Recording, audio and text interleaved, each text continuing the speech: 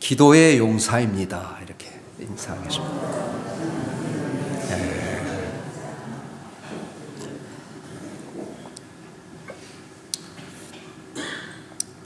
이스라엘 남유다 왕국은 주전 586년 중동의 패권을 장악한 바벨론에 의해서 멸망을 당했습니다. 그때 수많은 유능한 사람들이 바벨론의 여러 지역에 잡혀가 흩어졌습니다. 그러나 그 땅에 영원한 강자는 없는 법 50년 가까이 흘렀을 때 주전 539년에 바벨론 제국은 바로 그 옆 동쪽에 있는 메대와 페르시아에게 멸망을 당합니다. 느헤미야는 이런 환경 속에서 바벨론의 포로 시절에 잡혀가 히브리인의 2세로 페르시아의 지역에서 태어났습니다. 페르시아 사람들의 눈으로 볼 때 느헤미야는 히브리인의 포로의 후손이지만 에스더를 여왕으로 삼은 아하수로의 왕의 아들 아닥사스다 왕의 술 맡은 관원장이 되었습니다. 당시 술 맡은 관원장의 위치는 지금의 대통령 비서실장 정도에 해당하는 아주 높은 고위직이었습니다. 이런 술 맡은 관원의 왕의 절대적인 신뢰를 얻지 않으면 그런 높은 고위직에 오를 수 없는 일이에요. 왜냐하면 그의 임무가 왕의 먹는 모든 음식의 독사를 여러 번 피하도록 하는 그 역할을 감당하기 때문에 그렇습니다. 그래서 술 관원은 왕이 먹는 모든 음식을 조사했습니다. 또한 술 관원은 왕이 가는 곳이면 어디든지 비서처럼 따라다니며 또 그 모든 일들을 동행하는 다재다능한 재능을 가진 사람입니다. 그러나 느헤미야는 페르시아 제국 내에서 나는 새도 떨어뜨린다는 이 권력의 핵심부에 들어가 있었습니다. 그러던 어느 날 느헤미야에게 삶의 전환점이 찾아왔습니다. 1절에 보면 기스르월에 이렇게 이야기합니다. 아닥사스다 왕 제20년에 내가 수상궁에 있었는데 이렇게 이야기합니다. 이 기스르월은 겨울을 가리켜 12월에 해당되는 그런 달입니다. 수상궁은 페르시아 왕들이 겨울을 보내는 궁입니다. 아닥사스다 왕이 보위에 오른 지 20년 기스르월에 느헤미야는 수상궁에 있었습니다. 그리고 그때 느헤미야는 방금 예루살렘을 탐방하고 돌아온 동생 하나니로부터 자기 민족의 사정을 듣습니다. 바로 예루살렘 주변의 민족의 이 주변의 나라의 노략으로 인해서 모든 성벽이 무너지고 그로 인해 히브리 민족이 약탈당하고 늘 침략의 위험 속에 살아가고 있다는 소식을 들었어요. 여러분, 성전은 만들어졌지만 이스라엘 백성들을 보호할 수 있는 성벽이 없었어요. 그래서 주변의 사마리아 사람들에 의해서 약탈을 많이 당했습니다. 그런데 이 말을 들은 느헤미야의 반응이 놀랍습니다. 그 2절 3절이에요. 내 형제들 가운데 하나인 하나니가 두어 사람과 함께 유다에서 내게 일을 얻기로 내가 그 사로잡힘을 면하고 남아있는 유다와 예루살렘 사람들이 형편을 들은즉 그들이 내게 이르되 사로잡힘을 면하고 남아있는 자들이 그 지방 거기에서 큰 환난을 당하고 능욕을 받으며 예루살렘 성은 허물어지고 성문들은 불탔다 하는지라. 느헤미야가 이 소식을 들었어요. 느헤미야는 페르시아의 그 통치 제국 아래에서 태어난 이 제국의 고위 관리직으로 평생 편안하게 살 수 있었습니다. 그러나 그는 자신이 하나님께 속한 사람이라는 것을 잊지 않았어요. 그 아버지도 그의 할아버지도 그의 히브리 민족이라는 것을, 그도 그 할아버지와 아버지와 그 아버지의 모든 이 조국이 자기 조국이라는 사실을 인식하고 있었습니다. 그런 느헤미야는 이 예루살렘의 참담한 소식을 듣고는 기도하고 울부짖으며 하나님 앞에 금식하기 시작했습니다. 이 4절이죠. 내가 이 말을 듣고 앉아서 울고 수일 동안 슬퍼하며 하늘의 하나님 앞에 금식하고 기도했다. 이렇게 돼 있어요. 그리고 2장 이후의 내용을 보면 그는 조국을 위하여 자신의 이 평안과 영화를 다 버리고 예루살렘으로 달려갔습니다. 여러분, 우리 모든 성도들은 오늘 느헤미야처럼 조국을 사랑해야 돼요. 조국을 사랑하는 애국자들이 되길 바랍니다. 우리나라 믿음의 선조들이 다 그랬어요. 여러분, 3.1운동 대표가 33명인데 거기에 기독교인이 16명이 절반을 차지했어요. 유관순 열사도 기독교인이었습니다. 위대한 사도 바울도 하나님의 복음을 전하기 위해서 전 유럽을 다녔지만 그에게서 빼놓을 수 없는 것이 뭐냐면 바로 자기 조국, 민족에 대한 사랑이 있었어요. 그는 자기 민족, 자기 조국의 그 백성들의 구원을 위해서라면 자신이 저주를 받아 그리스도에게서 끊어질지라도 그 모든 것을 감수할 정도로 민족을 사랑했어요. 그는 조국에 대한 염려로 마음에 그치지 않는 고통을 품고 살았습니다. 그가 이방인들에게 복음을 증가하는 이유 중에 하나는 뭐냐면 이방인들이 구원을 받아 자기 민족 유대인들이 시기하여 복음을 받아들이려고 하기 위해서 복음을 전했어요. 이와 같이 우리 성도들도 우리가 발을 딛고 사는 이 땅, 우리를 낳아주고 길러준 부모와 같은 조국을 사랑해야 하겠습니다. 그리고 나라의 안정과 평화를 위해서, 그리고 번영과 발전을 위해서 눈물로 느헤미야처럼 기도할 수 있기를 예수님의 이름으로 고면합니다. 네.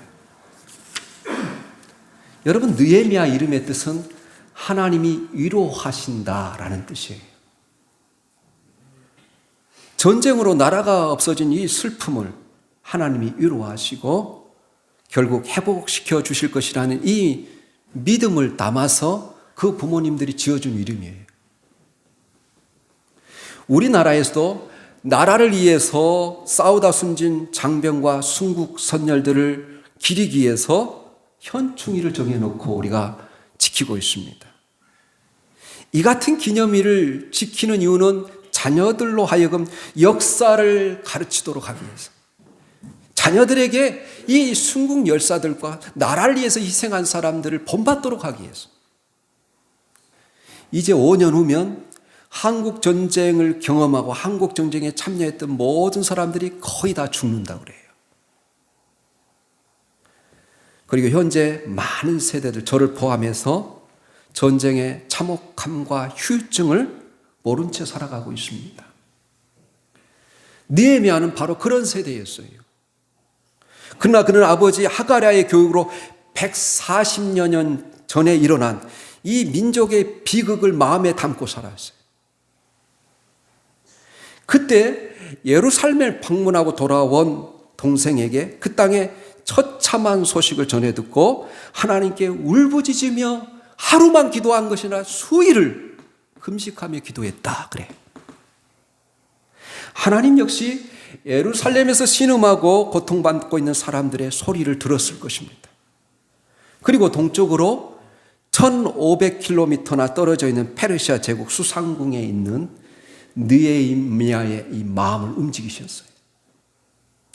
이처럼 하나님은 난세에 하나님의 사람을 일으키십니다. 그렇다면 하나님의 사람이 하나님의 일을 하도록 부르심을 받는다면 그때 갖춰야 될 지침들이 무엇일까요?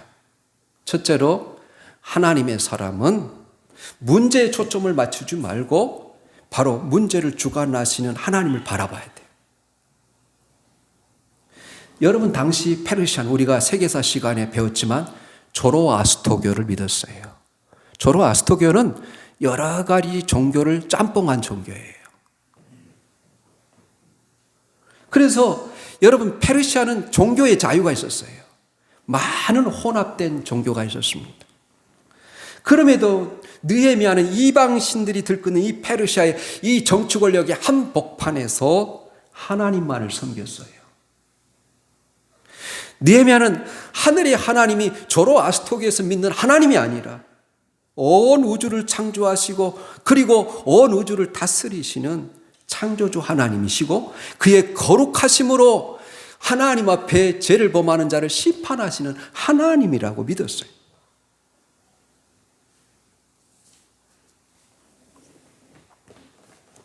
여러분, 느헤미야가 훌륭한 점은 자신이 가지고 있는 이 막강한 권력을 의지하지 않고 하나님께 먼저 무릎을 꿇었다는 사실이에요. 그는 대제국 페르시아에서 가장 성공한 이방인이었지만 절대 주권자이신 하나님을 신뢰했어요. 이처럼 우리는 가장 절망적인 순간에 세상의 그 어떤 것이 아닌 절대 주권자이신 하나님을 신뢰해야 합니다. 오늘날 우리는 마음속에 너무 연약한 하나님에 대한 생각을 가지고 있어요. 우리가 위기를 만나면 만날수록, 우리가 어려움에 처하면 처할수록 위대하고 강하신 하나님을 믿어야 돼. 그런데 이렇게 상상할 수 없이 크신 하나님, 우리가 상상하고 생각한 것, 기대하는 것보다 더 크게 역사하신 그 하나님을 믿지 못하고 우리는 핸드폰이나 컴퓨터 게임처럼 손가락 하나도 마음대로 조종할 수 있는 그런 하나님을 믿고 있어요. 이것은 못나고 연약한 자신의 마음을 신뢰하는 것과 같습니다.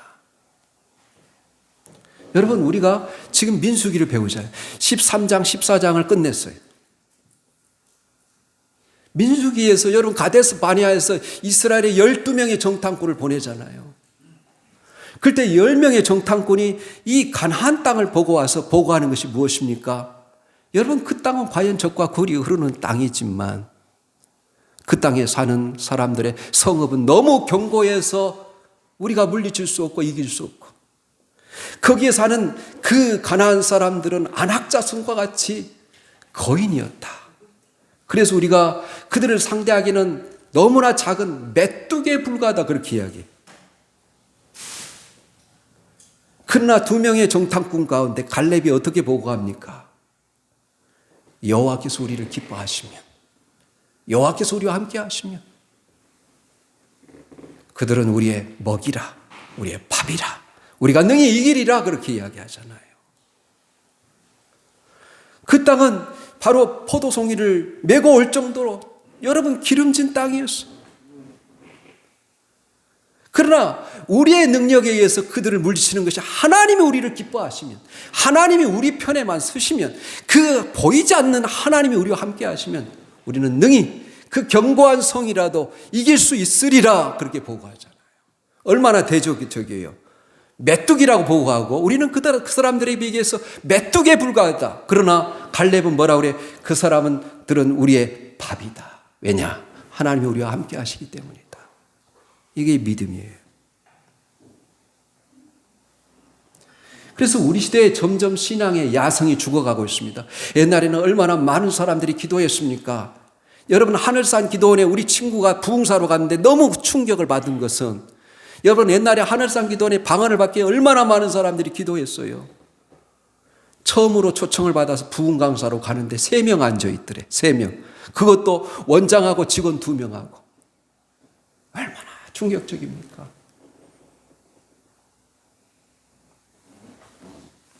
우리의 삶의 위기는 늘 존재합니다.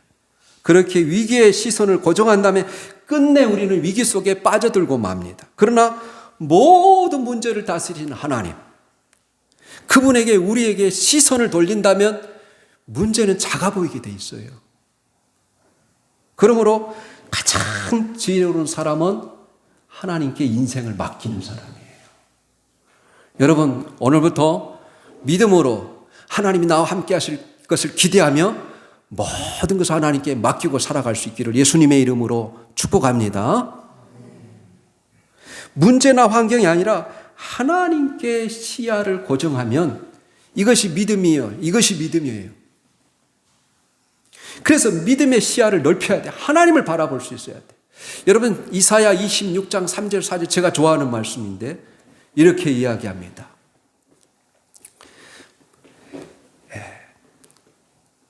우리가 하나님을 신뢰하면, 이사야 26장 3절, 여호와께서 우리를 평강하도록 인도하시리라. 이는 그가 주를 신뢰함이라. 주는 영원한 반석이로다. 주는 영원한 반석이로다. 이렇게 노래해요.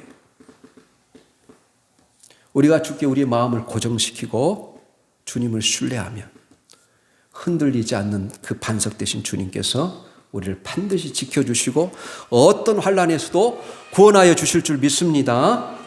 이 예루살렘의 소식을 들은 느헤미야가 아무런 심경의 변화를 일으키지 않는다 할지라도 그에게 비난할 사람은 아무도 없습니다. 비록 자기 민족과 조상 선대에 일어났던 일이지만 이미 140년 전에 일어났던 일이고 느헤미야는 예루살렘에서 태어나지 않았으며 무엇보다도 세상을 통치하는 페르시아 제국의 왕을 보좌하는 비서관이었기 때문에 그렇습니다. 그런데도 느헤미야는 이 왕의 산의 진미를 뒤로하고 1500km나 떨어진 한 번도 가보지 않는 땅 예루살렘의 일을 전해 듣고는 울부짖으며 금식했어요. 그래서 우리가 항상 문제를 바라보지 말고 하나님을 바라볼 수 있기를 바랍니다. 둘째로 깊은 영성을 가진 사람의 특징 중에 하나는 하나님의 사람으로 다른 사람의 상처에 공감하는 사람이에요. 정말 은혜를 받고 믿음 있는 사람은 하나님의 은혜에 공감하고 다른 사람의 상처와 아픔에 공감하는 사람이에요. 이런 마음은 곧 복음 전도로 이어지는 거예요. 사람들이 긍휼히 여기는 마음, 그들을 불쌍히 여기는 마음이 없이는 사람을 전도할 수 없습니다. 영혼을 구원할 수 없습니다. 그래서 여러분 마음속에 사람들을 긍휼히 여기는 마음, 그 하나님의 마음으로 이웃을 치유하고자 하는, 그리고 이웃의 영혼을 구원하고자 하는 마음이 있습니까? 느헤미야의 신앙을 보라는 거예요. 그는 이 민족의 아픔에 상관하지 않아도 됨에도 불구하고, 그런데도 느헤미야는 이 문제를 개인의 문제나 민족의 문제로 보지 않고 하나님 나라의 관점에서 나의 문제로 받아들였다는 거예요. 자신이 누리고 있는 이 안락한 환경을 떠나서 민족의 아픔을 하나님께 아뢰일 줄 아는 영성이 준비되어 있었습니다.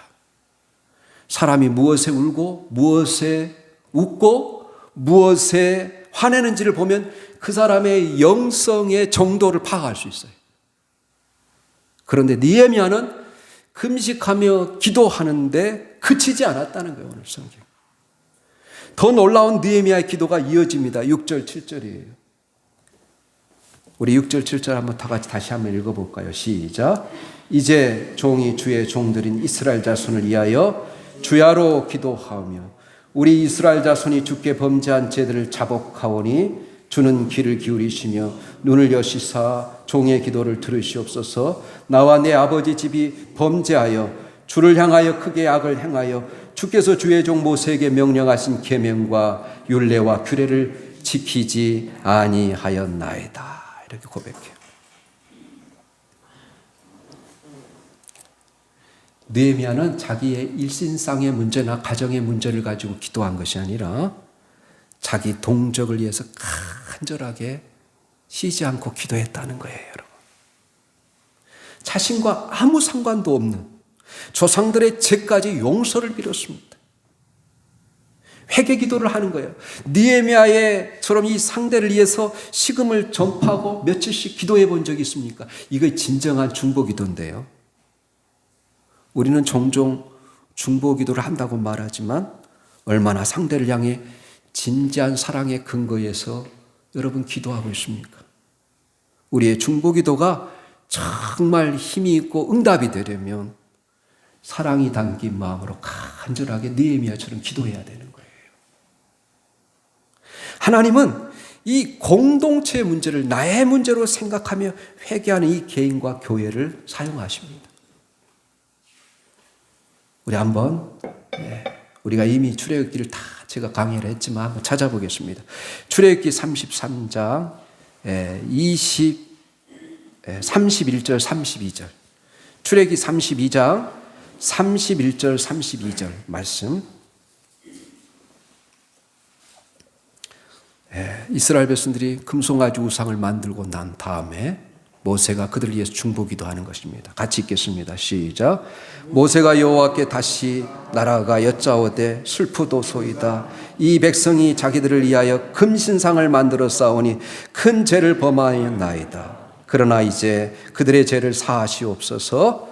그렇지 아니하시오면 원하건대 주께서 기록하신 책에서 내 이름을 지워버려 주옵소서. 이스라엘 민족의 문제를, 이스라엘 백성들의 그 죄악을 자신의 문제로 여기면서 모세가 그렇게 기도해요. 오늘날 그리스도인이 잃어버린 능력 중에 하나가 회개입니다. 죄는 부끄러운 것이지만 회개하는 그리스도인들은 하나님 앞에 하나님이 가장 귀한 존재로 보시는 거예요. 성경에 보세요. 회개하고 통회하는 심령을 하나님이 돌보시고 그를 향하여 하나님께서 그에게 소생할 수 있는 은혜를 주시겠다. 그렇게 말해요. 특히 다른 사람의 죄와 허물까지 내가 죄인인 것처럼 여기 회개하는 기도는 하늘 문을 여는 기도가 되는 거예요. 그래서 이 지도자가 가져야 되는 특징 중에 하나는 다른 사람의 상처를, 우리 믿는 성도들이 가져야 될 태도는 다른 사람의 상처를 공감하며 기도하는 거예요. 우리 모두가 다 중보기도의 용사가 되기를 바랍니다. 그 다음에 하나님의 사람이 위기 속에서 외쳐하는 것은 어떤 신조나 생각이 아니라 하나님이 우리에게 주신 약속의 말씀을 붙들어야 된다는 거예요. 느헤미야는 기도하면서 하나님이 과거 조상들에게 주셨던 이 약속의 말씀을 주장했습니다. 이것은 그가 평상시에 하나님의 말씀을 깊이 묵상해 왔다는 사실을 증거하는 겁니다. 우리 8절부터 10절 제가 여러분들을 대신해서 다시 한번 읽겠습니다. 애적에 주께서 주의 종 모세에게 명령하여 이르시되 만일 너희가 범죄하면 내가 너희를 여러 나라 가운데 흩을 것이요 만일 내게로 돌아와 내 계명을 지켜 행하면 너희 쫓긴 자가 하늘 끝에 있을지라도 내가 거기서부터 그들을 모아 내 이름을 두려고 택한 곳에 돌아오게 하리라 하신 말씀을 이제 청하건대 기억하옵소서. 이들은 주께서 일찍이 큰 권능과 강한 손으로 구속하신 주의 종들이요 주의 백성이니이다. 하나님 모세를 통해서 이스라엘 백성들을 구원하시고 그 신팔과 권능으로 그들을 홍해를 건너게 하시며 그들을 광야에서 지켜주신 것처럼 하나님이 그렇게 택한 하나님의 백성들입니다. 그러면서 하나님 그 약속하신 말씀처럼 그들이 돌이켜 돌아와 회개하면 하나님이 어디에 있든지 그들을 다시 불러 모으셔서 그들의 땅으로 돌아오게 하신다고 약속하지 않으셨습니까? 하면서 기도하는 거예요. 이렇게 위기를 만났을 때 드려진 이 성경의 위대한 기도들을 다 살펴보면 반드시 약속의 말씀을 붙잡고 기도하는 거예요. 여러분 기도는 말씀과 병행하고 있습니다. 성경의 모든 이 약속의 말씀 가운데 항상 축복이 뒤에 담겨져 있어요. 기도가 짧은 까닭은 우리가 하나님을 알지 못하기 때문에 하나님을 알지 못하는 이유는 하나님의 말씀을 알지 못하기 때문이에요. 말씀에는 하나님의 약속이 넘쳐나게 기록되어 있습니다. 기도는 그 약속의 말씀을 하나님께 가져와서 그분의 뜻을 구하는 거예요. 하나님의 뜻을 구하는 것은 막연한 일이 아닙니다. 바로 약속의 말씀을 붙들고 외치는 거예요. 하나님의 사람은 문제의 위기 속에서 하나님의 약속의 말씀을 근거로 하나님께 부르짖는 거예요. 하나님께 외치는 거예요. 하나님이 이렇게 약속하시지 않으셨습니까? 여러분 느헤미야서는 13장으로 이루어졌는데 여러분 1장도 기도로 시작하고 13장도 기도로 끝나요. 그리고 이 13장 가운데 느헤미야의 기도가 12번 나와요. 그러니까 느헤미야서는 한마디로 말해서 기도서라고 말할 수 있어요. 느헤미야서를 보면 이 그 치밀한 계획과 행정력을 발견할 수 있는데 그런데 중요한 사실은 그가 빈틈없는 이 계획을 기도로 먼저 준비했다는 사실이에요. 여러분, 하나님의 사람은 문제를 안고 고민만 하다가 끝내는 사람이 아니에요. 하나님을 머릿속으로만 인식하고 끝나는 것이 아니라 2장에 살펴보겠지만 그는 예루살렘 소식을 듣고 기도한 후에 왕 앞에 나아가기까지 무려 4개월이 걸립니다. 그가 예루살렘에 일어나는 일들에 대해서 듣고 근심하고 있는 것을 왕이 그의 근심하는 얼굴을 보고 묻지 않습니까? 그래서 왕 앞에 고백하는 거예요. 그가 예루살렘으로 돌아가고 싶다고. 그래서 자기의 일을 이야기하니까 왕이 그에게 모든 물질적인 것까지 다 후원해 주는 거예요. 신앙은 여러분, 요행을 바라는 마술이 아닙니다. 모든 하나님의 사람의 신앙은 어떠한 고난도 통과할 수 있는 기도의 능력에서 출발해요. 느헤미야도 기도하면서 실력을 갖추고 기다릴 줄 아는 사람이었습니다. 그래서 11절에 우리 마지막으로 11절 한번 또 읽겠습니다. 시작. 주여 구하오니 귀를 기울이사 종의 기도와 주의 이름을 경외하기를 기뻐하는 종들의 기도를 들으시고 오늘 종이 형통하여 이 사람 앞에서 은혜를 입게 하옵소서 하였나니 그때 내가 왕의 술관원이 되었느니라.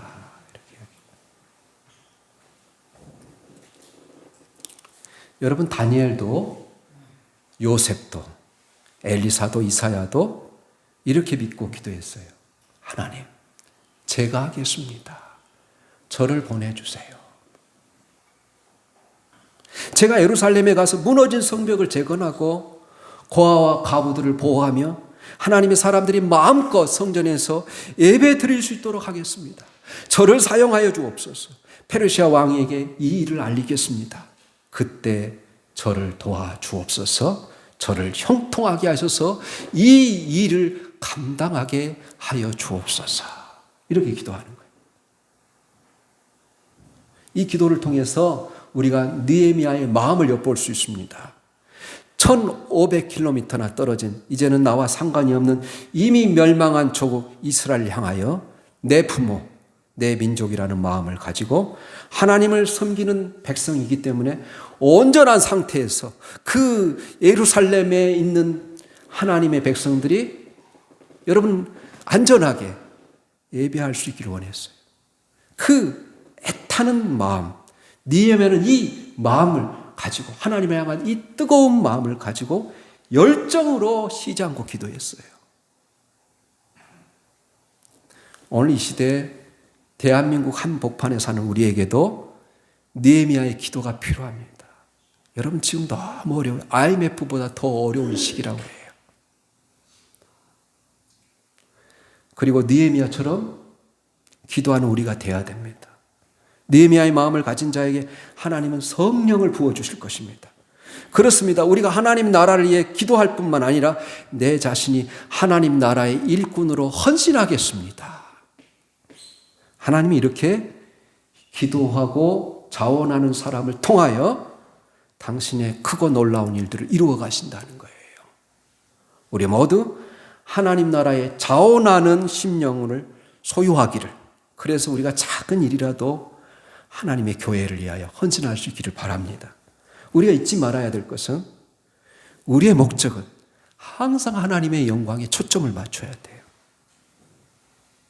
어려운 시대일수록 하나님의 마음을 가진 사람들이 일어나야 됩니다. 우리 모두 느헤미야처럼 무너진 예배, 무너진 영성, 무너진 복음 전도의 열정, 무너진 하나님 나라의 비전을 위해서 함께 기도하는 용사들이 다 될 수 있기를 예수님의 이름으로 축원합니다. 아멘.